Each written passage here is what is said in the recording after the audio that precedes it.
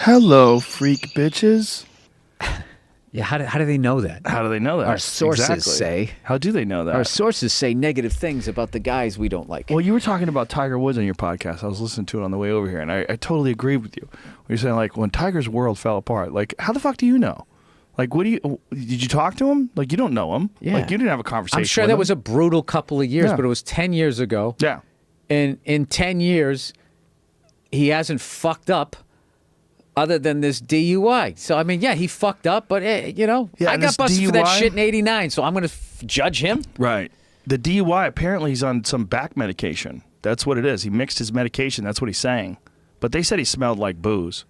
But I don't know if that's Yeah, true. he should just take the hit. Just I be don't- like, you know, I fucked up. I don't was know hanging if with he the fellas and blah, blah, blah. I'm not condoning what the guy did, but I'm not going to sit there and judge the guy and be like, I was watching some guy and he was trying to say that, you know, he let us down. He sold himself as a family man. It's like, you built that whole fucking narrative.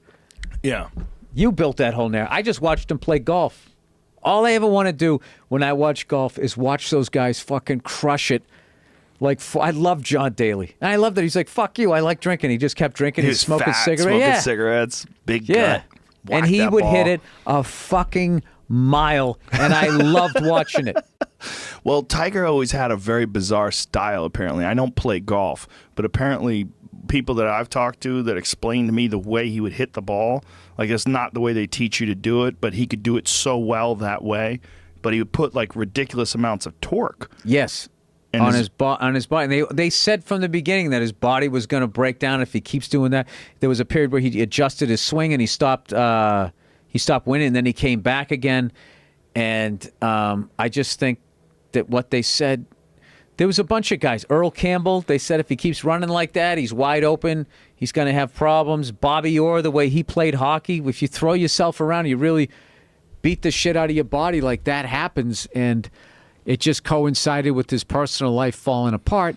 So everybody goes, oh, that's the reason why, you know, somebody wins. That's the reason why somebody loses. Like, look, I'm not saying you don't go into a couple-year funk if your life falls apart in the personal area, but it's just like the rest of that shit, you know, that's just a bunch of hype. Like, For him, it's like a double dump, though, you know? I mean, the thing happens personally with his personal life, and it happens publicly where everybody gets to see it, and then on top of that, his body's falling apart at the same time. No matter So it what he goes- did. Yeah, no matter what If he he went to did. church every fucking week, he was going to fuck up his back and his knees, and they did. But then they're trying to equate it to, you know, whatever. It's like what he did was none of my business. It's none of my fucking business. I don't want to know about it. I hate knowing about.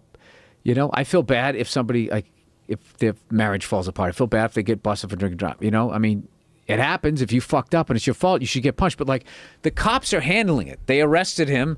The courts will handle it.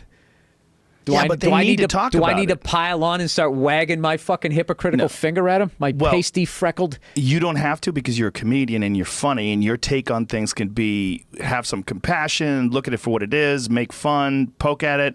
But when you're one of those fucking straight up sports commentator guys, you don't have a whole lot of wiggle room as far as what you could say and what you don't say, and you got to go right down the middle and attack You gotta like go the Disney. principles. Yeah, go Disney. Yeah. I mean, what does this say about the fabric What about his of ethics? our community? You know, the morals of our country. This creates a culture. Look at this. Tiger Woods is lost in every literal and figurative way.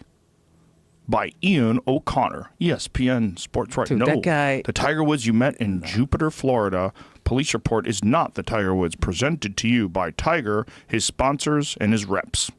That Woods. Here's the thing.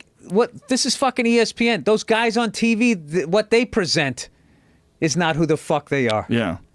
Look at this. I mean, this is so ridiculous. They're saying that Woods is a new and improved human being since his extramarital sex scandal from hell, a better father and friend with or without a golf in his life. How do you fucking know I what actually happened? have sympathy for the guy who wrote this. Because he got to. Because he has to write it. Yeah. Ian O'Connor has to sit down and be like, Jesus Christ. How am I going to keep being a senior writer unless I act like this shit actually bothers me? You have to write something inflammatory. You have to write something salacious. You gotta get people to click. You gotta get a lot of clickbait.